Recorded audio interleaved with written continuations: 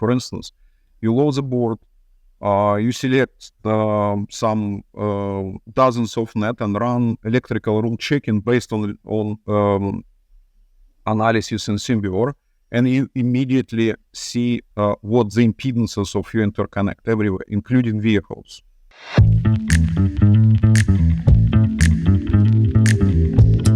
Hi everyone, it's Judy Warner. Welcome back to this week's Ecosystem Podcast.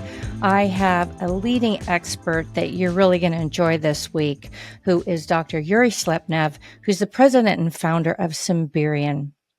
Yuriy is a leading expert in EMI and signal integrity simulation, particularly for high-speed digital and analog high-frequency interconnects. And he's going to talk to us about some exciting updates he's had on his tool, Simbeor. In this tool, he will explain all the new things they've done to improve the user experience and to put so much automation in place that really can make you a signal integrity and EMI expert without having to go through that sharp learning curve. With the push of a button, he's really made it accessible to everyone. I think you're really going to enjoy this conversation. And before I jump into our conversation, please remember to like, subscribe, and become part of our engineering community at thedoubleecosystem.com. Now let's jump into our conversation with Dr. Yuriy Shlepnev. Hi, Yuriy. Thanks so much for joining the podcast. I'm delighted to have you. Hi, Judy. Thank you for inviting me. It's been a while since we've had a chance to talk, and recently on LinkedIn, I saw you had some pretty exciting updates to Simbeor, so I wanted to share you with my guests on hopefully a little bit larger scale. So why don't you start out with a brief introduction of who you are, what your background is, and then tell us about Simberian and particularly Simbeor. Okay, thank you. I'm president and founder of Simberian. We founded Simberian in 2006, but before this I worked for Mentor Graphics and on power integrity tools over there. And before this I worked for Eagleware Corporation, RF and microwave analysis and electromagnetic analysis of RF and microwave tools. Mm-hmm. Simberian was started with basically one idea: to make electromagnetic software for signal integrity engineers. And if you remember 2006, there was no such software. There was software for RF and microwave applications, for antenna applications and so on, but not for signal integrity. So from the beginning it was a tool kind of with the electromagnetic foundation, but for signal integrity engineers. So I guess we kind of built this foundation, and it was the first one of the first things that were introduced in Simbeor. Since 2006, we had a kind of chain of new things introduced into industry, recognized by some awards like Design Vision, and I put a list of things that we did were new for the industry in my last paper called Flawless Interconnect Design with Simbeor software. Where is that published, Yuriy? I'd like to share that with our audience. It was published by PCB 007, Okay. but also available, latest version of it, available at our website. It's application notes section. So Okay. that's... So where are you now with Simbeor? Tell us, I mean, you talked about the EMI and signal integrity, but talk a little bit more in depth about, since you started till now, what kind of problems does it solve for engineers, and really who's it for? Well, that's a good question. We always kind of, all the way from beginning till now, we are always trying to figure out who is this tool for, what is it solve, what problems does it solve. So back then it was, the challenge was 10 gigabit per second, and only serious signal integrity practitioners were designing those 10 gigabit per second links. But now data rates in PCBs are well over 10 gigabit per second. You take any signaling standard, PCI, Ethernet, OEF, and so on.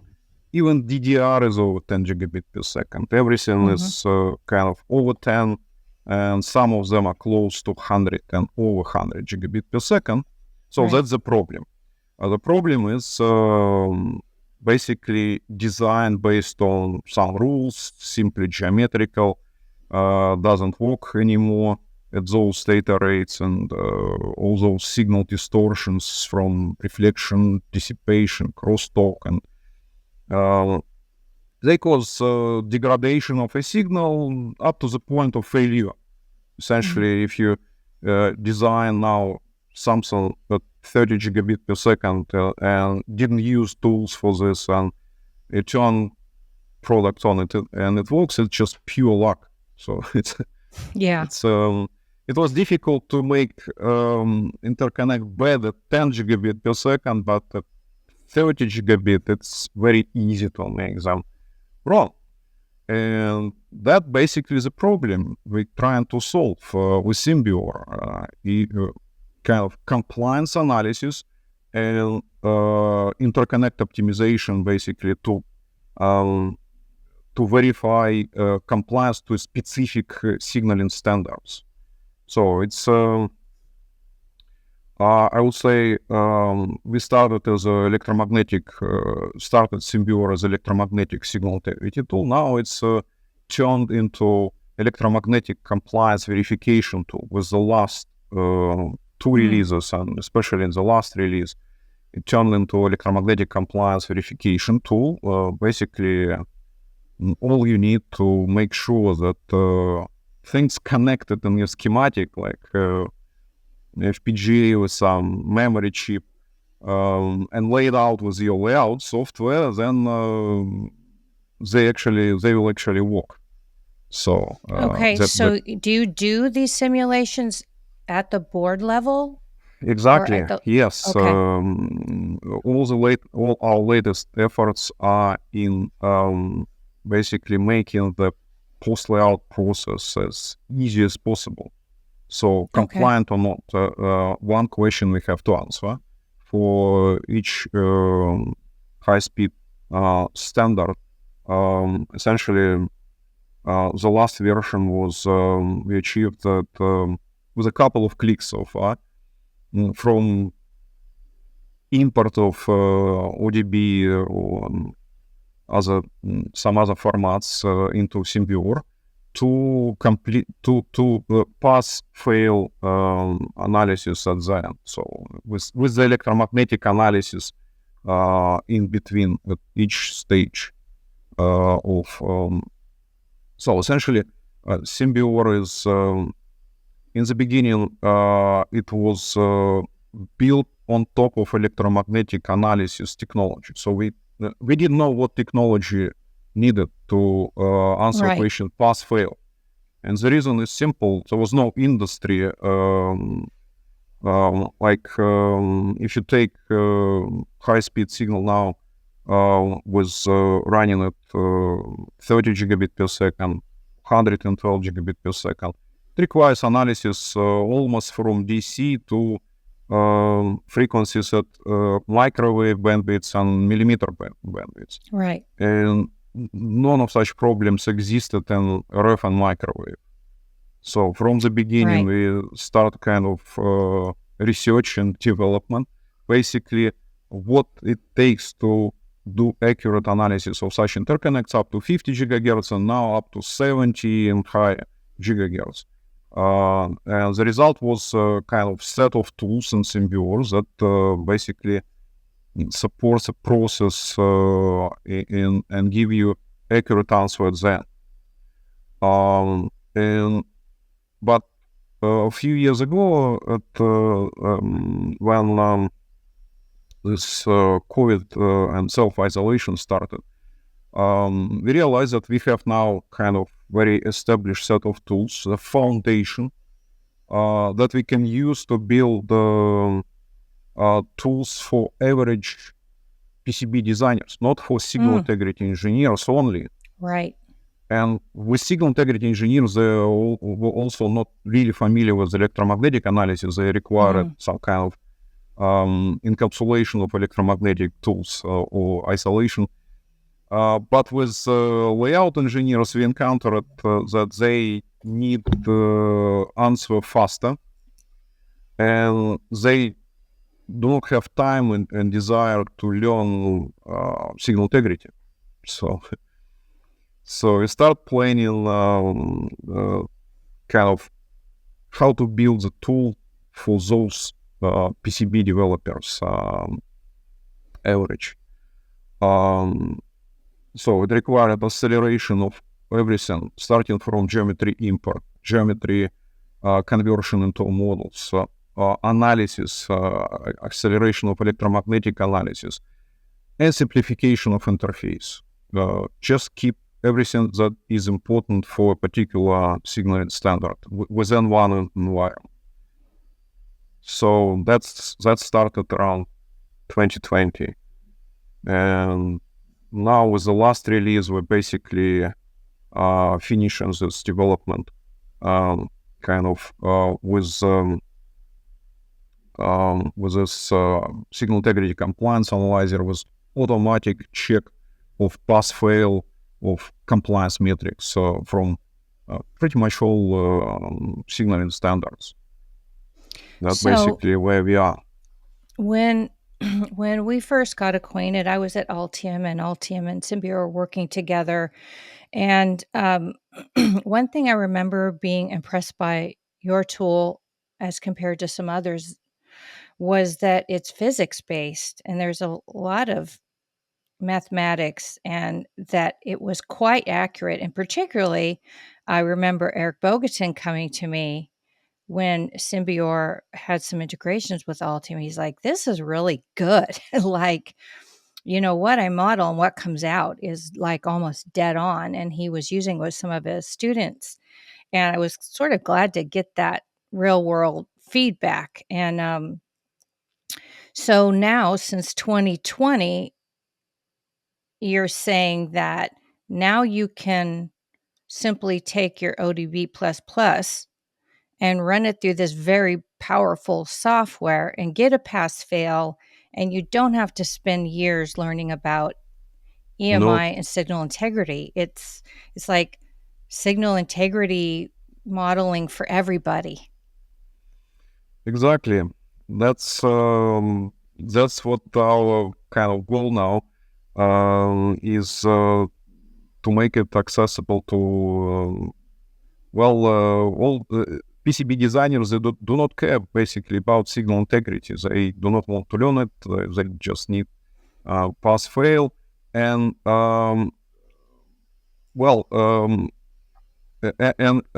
and another thing is, as soon as it fails, we help them with our tools to find and pinpoint the problem. Okay. What is the location of the problem? And then basically, Simbeor doesn't automatically fix the problems Right.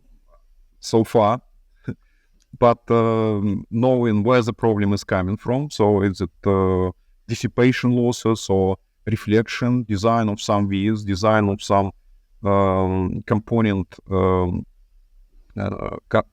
breakout structures, and all crosstalk. Simbeor helps to find those problems, and then we provide some advices on generic advices how to fix it, and then you can go in and do a V-optimization, for instance, Simbeor, and get back into layout tool, fix it, get layout back, and check it again versus compliance metrics.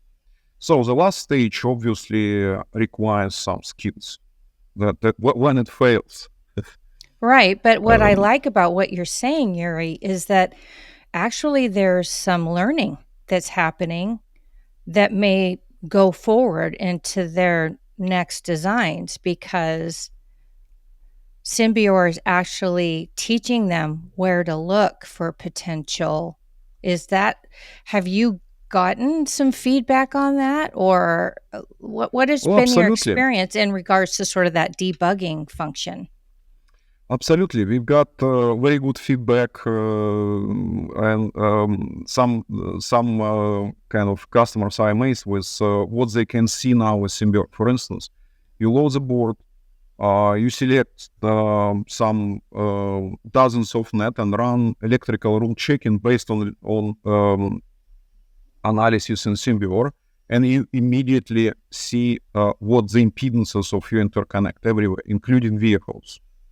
That's a kind Including of VS, which is including amazing. VS. Yes, we compute impedance of the VS and visualize it. And on my YouTube channel, you can see on Simbeor YouTube channel. Sorry. Okay. You can see all those short videos. Like in 1 minute, you get a snapshot of your impedance. But most important, where the impedances are off. Right. So, and then you can go back, redesign your stack up, change stack up or change trace width and so on, and get your impedance right. Before this, it basically starts not like some interconnects are not even simulatable to start with. And that's all about the vehicles, where the vehicles like don't have enough station vias, or station vias are not close enough. And the very first pass in Simbeor is ensure reference integrity, which include localization of the vias. So at what data rate via, for instance, works. And at this point, it shows you that this vias has to be redesigned. Then impedance goes on top of this, and then crosstalk goes on top of this, and then you proceed with every level of complexity. You can figure out actual problem, not jumping right into pass fail for a particular standard. If it passes, you don't care, right? But then if it fails, you start looking closer. You actually know where to look. Where to look. And continue this trend of visual presentation of impedances, of localization breakout, of crosstalk. We actually added in the very last release, we put all measurements requested by a customer, like insertion loss, return loss, TDR, eye diagram. We put them directly where they belong at the location of pins. So it's not even just pass fail, but also which metric fail, and then you can click and see what failure looks like. Basically, a graph of first parameters. So I have a question about that doesn't feed them. Sorry. Okay. So my question about that, particularly as it has to do with vias, you mentioned you take different standards. So because I've had years in PCB manufacturing, does it take into account the tolerances for, say, plating and things like that? Does it take those things into consideration? Good question. And when we claim that Simbeor is accurate tool, it's just a part of the story. So, unlike other tools, Simbeor supports some kind of process that ensures the accuracy. And the very important building blocks are material models first, especially conductor roughness.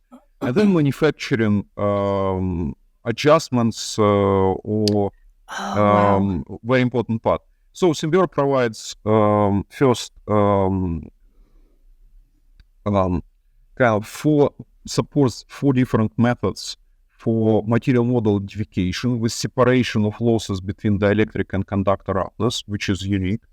Wow. and it can be automated, and our enterprise customers use it extensively. So all analysis of interconnect, if it has to be accurate, should be based on material identification. So far, material vendors do not provide, they provide usable model for dielectrics, but nothing for conductor roughness. And 30 gigabit per second conductor roughness, maybe a showstopper, that's for sure. Okay.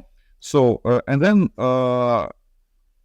you have to simulate things that are manufactured.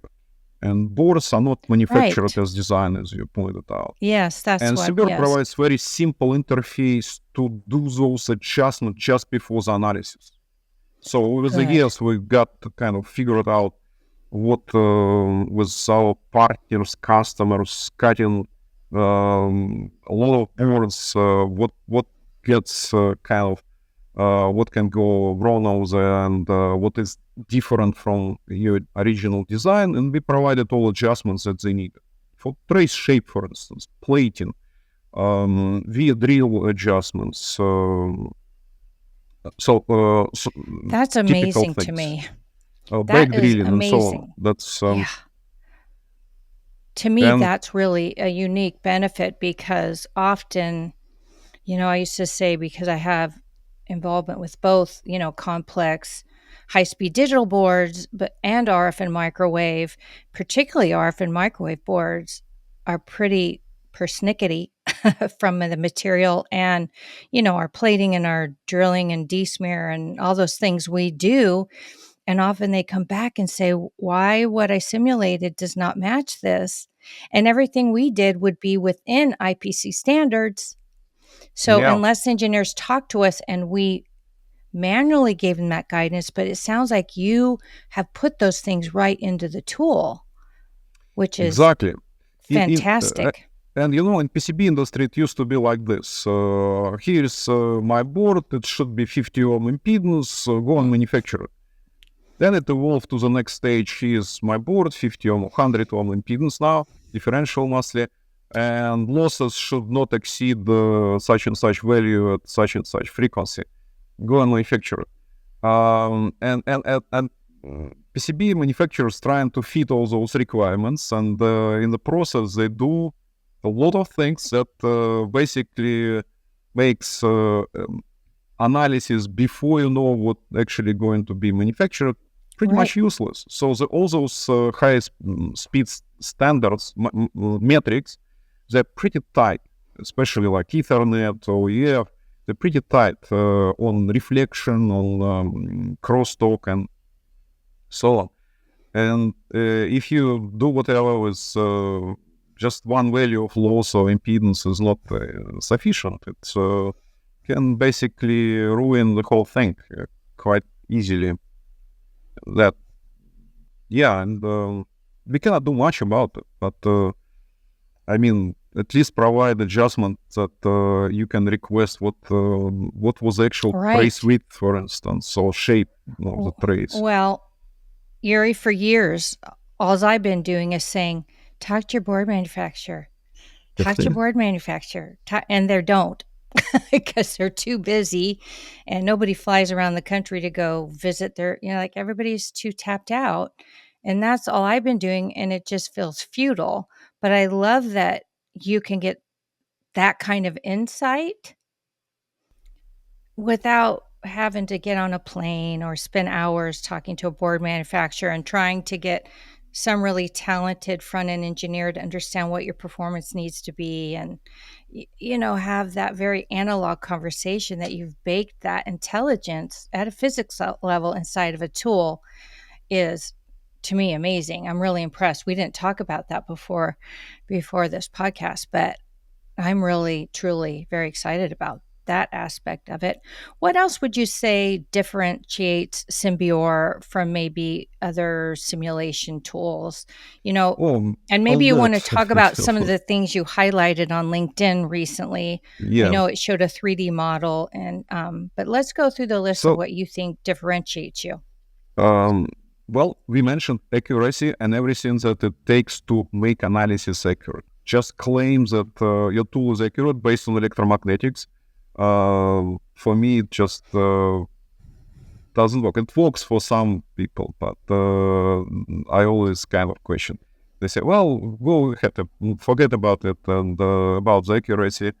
But to make sure that our tool is accurate, Simbeor, we ran a lot of validation projects, and some of them are off-the-shelf boards, like from Wild River Technology, where our customer can purchase this board and do their own analysis, their own measurements, and make sure that if they follow the process, they achieve correlation between the modeling and reality. And so this is kind of one thing.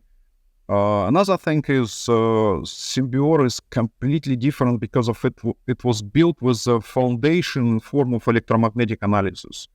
Multiple methods, multiple kind of techniques were used in Simbeor, but that was the foundation, unlike in the other tool. You take any other tool on the market, and they were built from signal integrity core, and on top of this, they put electromagnetics, and it's like kind of airplane engine on a car, and then that just ruins everything. If you in Simbeor, it's naturally built from kind of electromagnetic foundation, and now we start building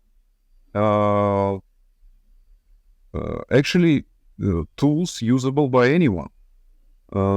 So if you compare it with other tools, it's kind of very refreshing for those who tried the other tools. And I communicated recently with some people using the other tools, and they kind of outlined how their everyday life looks. It starts with fighting with layout guides to make the layout importable or make possible import in the tool.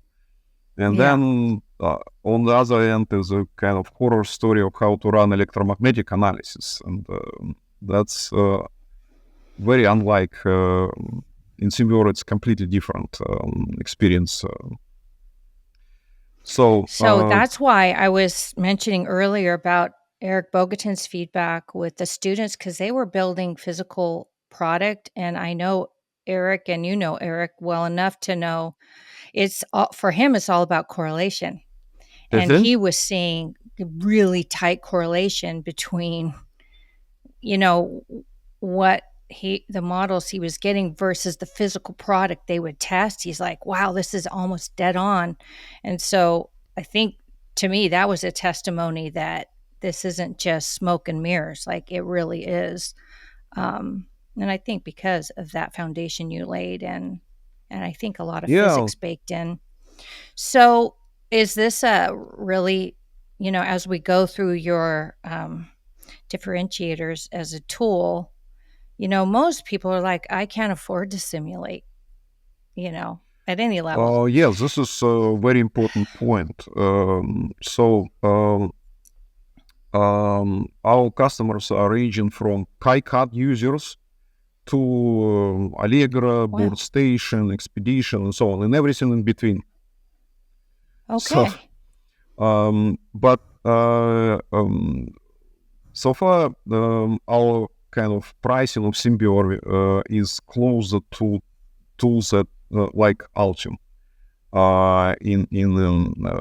Customers of Altium can afford to buy Simbeor on top of this, or similar to Altium tools. There right, or similar. Well, if you say KiCad, KiCad is a kind of freeware end of the spectrum, but we have KiCad customers who use Simbeor for I think, kind of people final checks. Yes. So people have been saying that are using KiCad and love it. They think it's like the old Altium.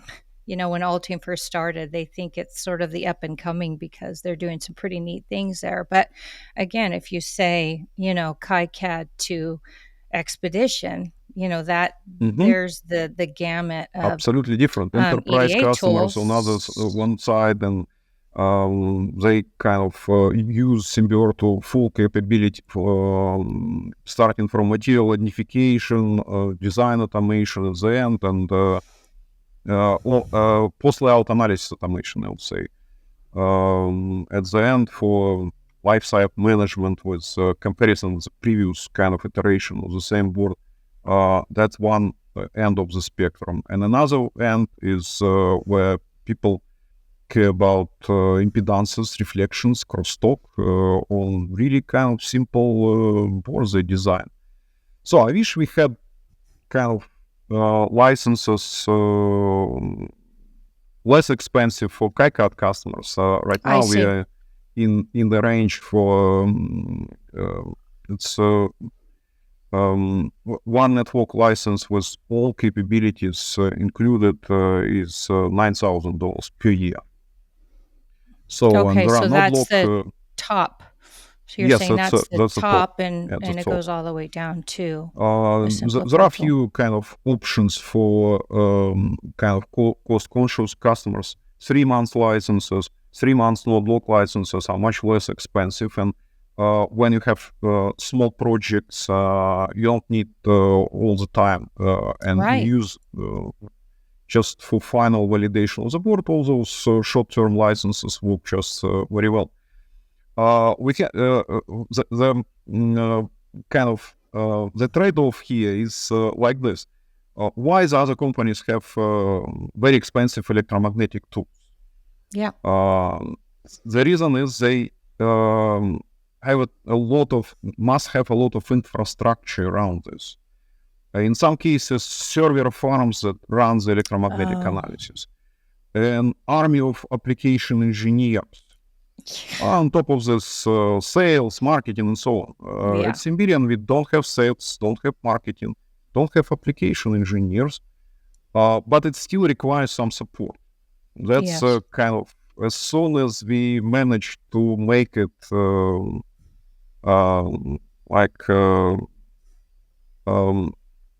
completely kind of not requiring support, then we'll make it much less expensive than for every layout engineer, tool for every I see. layout engineer. Well, that's basically a goal. So we figured out, instead of growing number of Right. building kind of company in a regular way with all those sales and application engineers, we rather have to get back in our development and develop it as it kind of doesn't need Doesn't a require a lot of support then. exactly very short learning You curve. right. People amazed how much Yeah, they let's can talk achieve in about a that. week. Yeah, so okay, so that's another thing I hear people complaining about, the time that it takes to learn a tool. So you're saying this is a very short, it's easy to use then and easy to learn. Yes, Okay. especially last release. That's all about usability. It was before this, it was productivity, speed of analysis, and so on. And the last release is considering features. We extended simulation accuracy above 50 gigahertz with few features added in there for more accurate analysis of at those millimeter wave frequencies. And on the other end, we implemented this automatic compliance verification, which is really kind of important item. But overall, we made it all types of analysis I mentioned here, including electromagnetic analysis, one push button analysis. Essentially, in most of the cases, do not requiring any kind of additional settings, and that's the biggest achievement we've got so far. That's amazing. So So the last thing I wanted to talk to you about before I have to let you go, I know you're a busy guy and we both have to go, but I wanted to hear more. You had talked about how customers can use Symbior like a library to create custom applications. Can you talk a little bit about that? Yes, one of the advantages of Simbeor is